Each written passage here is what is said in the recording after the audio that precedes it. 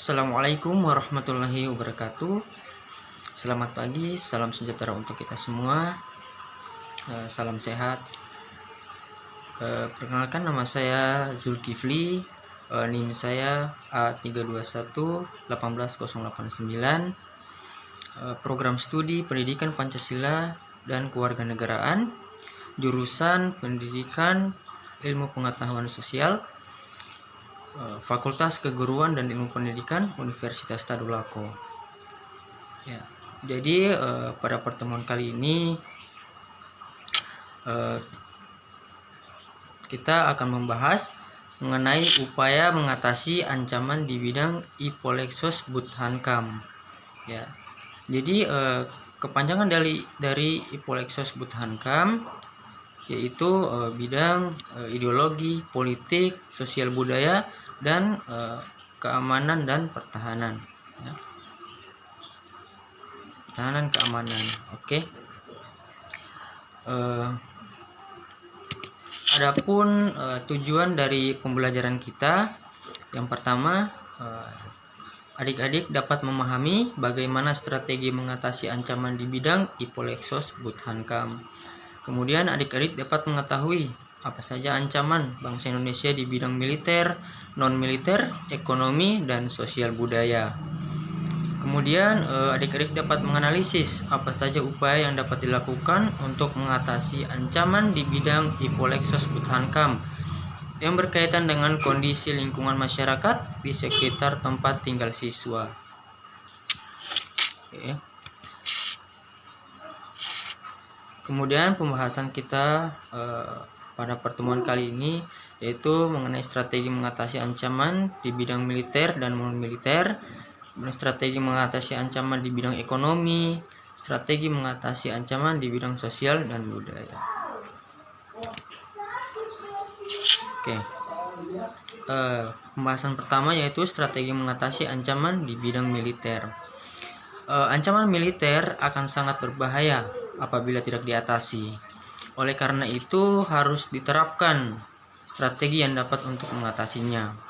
Undang-Undang Dasar Negara Republik Indonesia tahun 1945 telah mengatur strategi pertahanan dan keamanan bangsa Indonesia dalam mengatasi ancaman militer tersebut, yang dijelaskan pada pasal 30 ayat 1 sampai ayat 5 Undang-Undang Dasar Negara Republik Indonesia tahun 1945.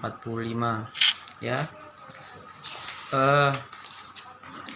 Yang bunyinya yaitu ayat pertama, tiap-tiap warga negara berhak dan wajib ikut serta dalam usaha pertahanan dan keamanan. Kemudian ayat 2, usaha pertahanan dan keamanan negara dilaksanakan melalui sistem pertahanan dan keamanan rakyat semesta oleh Tentara Nasional Indonesia dan Kepolisian Negara Indonesia Republik Indonesia sebagai kekuatan utama dan rakyat sebagai kekuatan pendukung.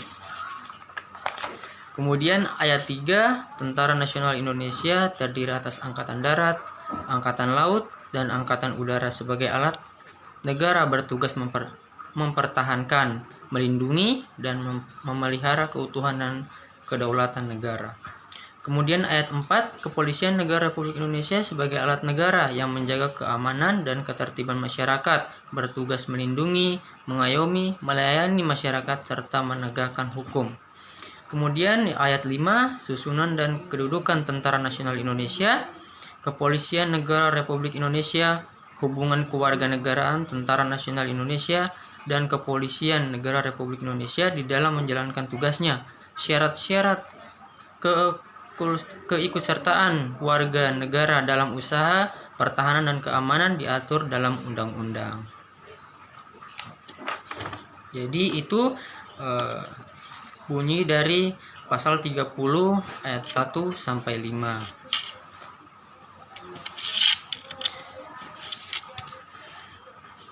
Kemudian adapun sistem pertahanan dan keamanan negara yang bersifat semesta. Yang pertama yaitu bersifat kerakyatan, ya. Apa yang dimaksud dengan kerakyatan? Yaitu orientasi pertahanan dan keamanan negara diabdikan oleh dan untuk kepentingan seluruh rakyat. Jadi adanya pertahanan ya itu semata-mata untuk kepentingan rakyat ya, atau keamanan rakyat Indonesia. Kemudian kesemestaan yaitu seluruh sumber daya nasional didayagunakan bagi upaya pertahanan ya. Jadi sumber daya nasional itu digunakan untuk upaya pertahanan ya, karena pertahanan itu sangat penting untuk menjaga dari adanya ancaman militer dari negara lain. Kemudian kewilayahan yaitu gelar kekuatan pertahanan dilaksanakan secara menyebar di seluruh wilayah negara Kesatuan Republik Indonesia sesuai dengan kondisi geografis sebagai negara kepulauan. Ya, kita ketahui bahwa negara Indonesia negara yang memiliki banyak pulau ya. Jadi untuk menjaga keamanan ya, bangsa Indonesia menggelar kekuatan pertahanan di berbagai wilayah ya, di berbagai pulau-pulau agar keamanan dan ketertiban masyarakat Indonesia dapat terjaga. Oke. Selanjutnya adapun jenis ancaman militer ya. Ada dua. Yang pertama ancaman tradisional, yaitu ancaman militer dari negara lain ya. Diadakannya pertahanan ya, memperkuat pertahanan itu semata-mata untuk menghindari ya adanya atau mengantisipasi adanya ancaman militer dari negara lain ya. Kemudian ancaman non tradisional, yaitu ancaman yang dilakukan oleh aktor non negara terhadap keutuhan wilayah, kedaulatan negara dan keselamatan bangsa Indonesia. Jadi yang kita ketahui bahwa bangsa Indonesia atau negara kita adalah negara yang kaya akan sumber alam. Jadi aktor-aktor non negara ya, aktor luar negara itu ingin menguasai wilayah Indonesia ya, karena mereka tahu bahwa Indonesia itu kaya akan sumber alam ya. Jadi bagaimana Indonesia untuk menjaga ya pertahanan dalam bidang militer ya begitu, terutama bangsa Indonesia itu sendiri ya dalam mempertahankan wilayah kekuasaannya agar tidak dirampas oleh aktor non negara.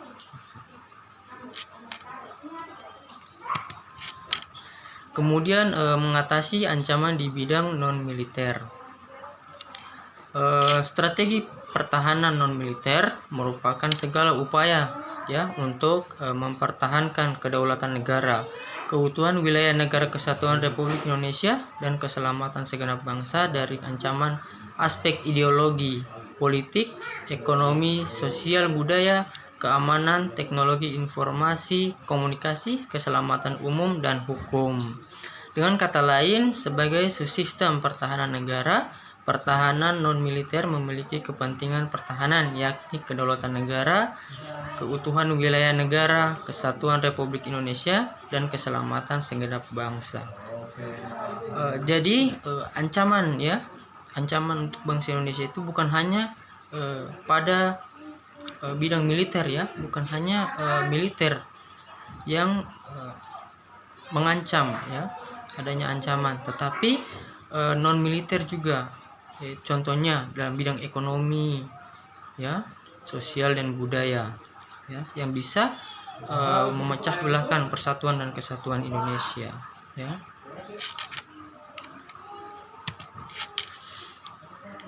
Maka dari itu bangsa Indonesia harus mampu menunjukkan eksistensinya sebagai negara yang kuat dan mandiri, namun tidak meninggalkan kemitraan ya dan kerjasama dengan negara-negara lain dalam hubungan yang seimbang, saling menguntungkan, saling menghormati dan menghargai hak dan kewajiban masing-masing. Untuk mencapai hal tersebut, bangsa Indonesia harus segera mewujudkan hal-hal sebagai berikut. Yang pertama, mengembangkan demokrasi politik, ya, kebebasan berpolitik. Kemudian mengaktifkan masyarakat sipil dalam area politik, ya. Mengadakan reformasi lembaga-lembaga politik agar menjalankan fungsi dan peranannya secara baik dan benar, ya. Bagaimana? Jadi reformasi ini merubah tatanan lembaga-lembaga politik dalam menjalankan fungsinya. Kemudian memperkuat kepercayaan rakyat dengan cara menegakkan pemerintahan yang bersih dan berwibawa. Ya, dalam menjalankan menegakkan pemerintahan, pemerintah harus bersih dan berwibawa dalam menjalankannya.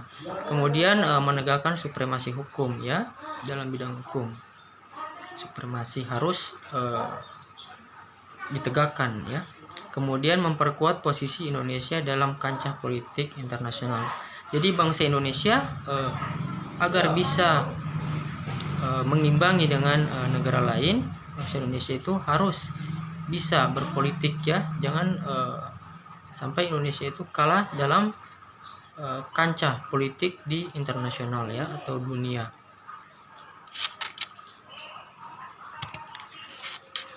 Kemudian membahas mengenai strategi mengatasi ancaman di bidang ekonomi, ya. Kita ketahui ekonomi ini sangat penting untuk perkembangan suatu negara, ya.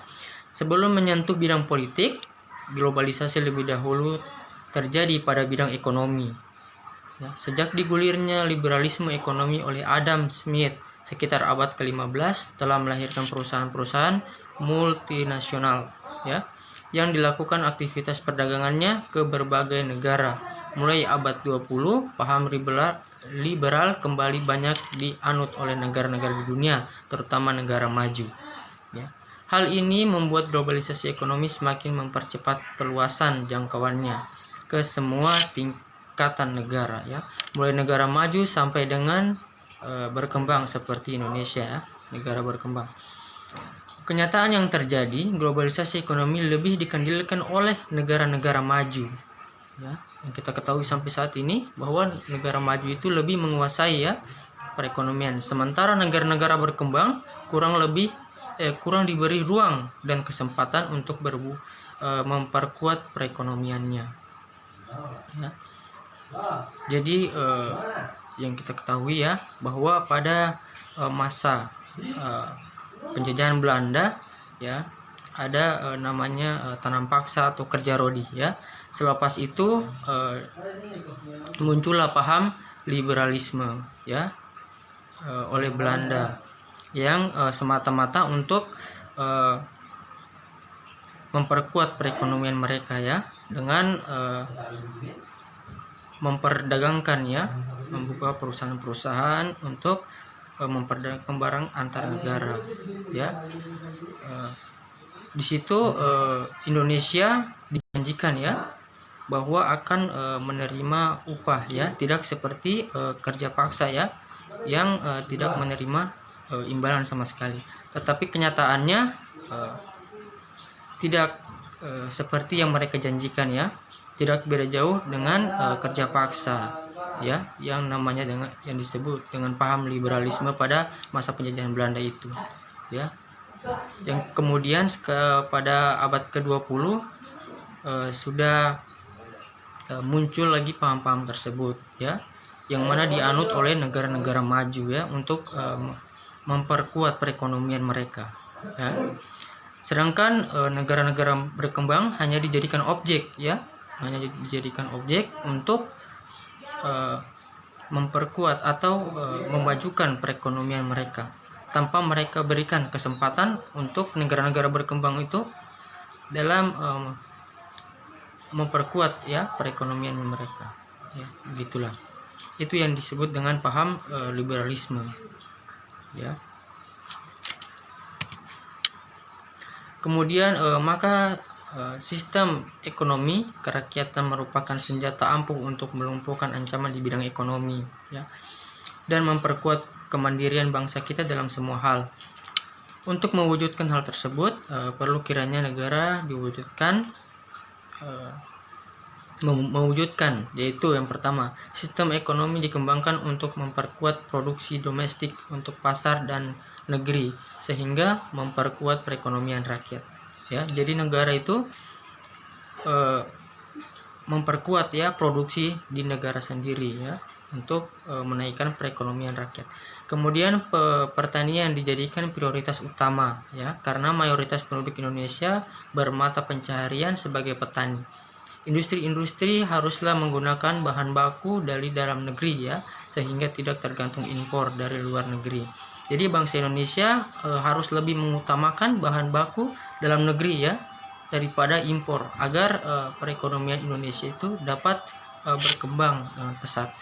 Kemudian diadakannya perekonomian yang berorientasi pada kesejahteraan rakyat ya. Jadi perekonomian itu harus disesuaikan dengan kesejahteraan rakyat. Kemudian tidak tergantung pada badan-badan multilateral seperti pada IMF, Bank Dunia, dan WTO ya. Ini perusahaan-perusahaan internasional ya, atau badan-badan internasional. Kemudian mempererat kerjasama dengan sesama negara berkembang ya, untuk bersama-sama menghadapi kepentingan negara-negara maju ya. Atau bisa di sini bahwa negara-negara berkembang itu harus bisa bekerja sama ya, untuk menyaingi ya negara-negara maju ya. Jangan mau kita hanya menjadi objek ya, menjadi objek untuk perkembangan perekonomian negara-negara maju, tetapi kita juga harus bisa ya memajukan perekonomian di negara kita sendiri gitu. Kemudian strategi mengatasi ancaman di bidang sosial budaya ya. Kehidupan sosial budaya di negara-negara berkembang perlu diperhatikan ya, gejala perubahan yang terjadi, terutama mengenai sebab-sebabnya. Banyak faktor yang mungkin menimbulkan perubahan sosial. Di antaranya yang memegang peranan penting ialah faktor teknologi dan kebudayaan. Faktor-faktor ini biasanya berasal dari dalam maupun dari luar. Biasanya yang berasal dari luar lebih banyak menimbulkan perubahan ya. Jadi pengaruh-pengaruh ya, pengaruh-pengaruh dari luar itu lebih berpengaruh ya, daripada pengaruh dari dalam negeri itu sendiri. Jadi bagaimana kita akan menghindari dari adanya ancaman-ancaman itu gitu. Kemudian maka dari itu Indonesia ya, atau pengaruh dari luar perlu diperhatikan, yaitu seperti hal-hal yang tidak menguntungkan serta dapat membahayakan kelangsungan hidup kebudayaan nasional. Bangsa Indonesia harus selalu dapat membayangkan ya kelangsungan hidup kebudayaan nasional.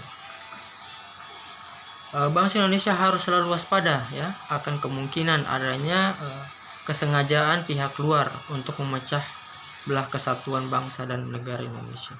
Ya. Jadi bangsa Indonesia itu harus selalu waspada ya dari adanya ancaman ya yang bisa memecah belahkan persatuan Indonesia. Kemudian dalam menghadapi pengaruh dari luar yang dapat membahayakan kelangsungan hidup sosial budaya ya, bangsa Indonesia berusaha memelihara keseimbangan dan keselarasan fundamental ya, yaitu keseimbangan antara manusia dengan alam semesta ya,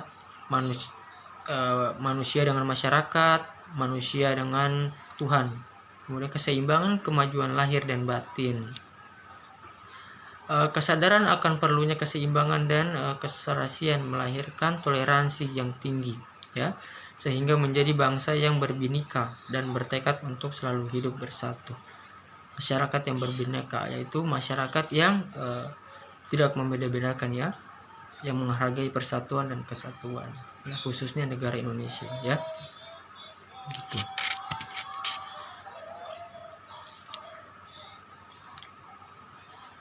Oke, jadi itu saja untuk pembahasan kali ini.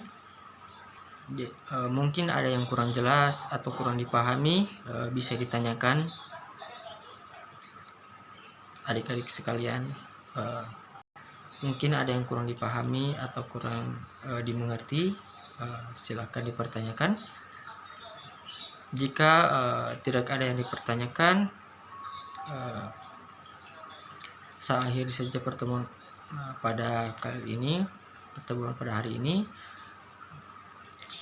dengan ucapan wassalamualaikum warahmatullahi wabarakatuh.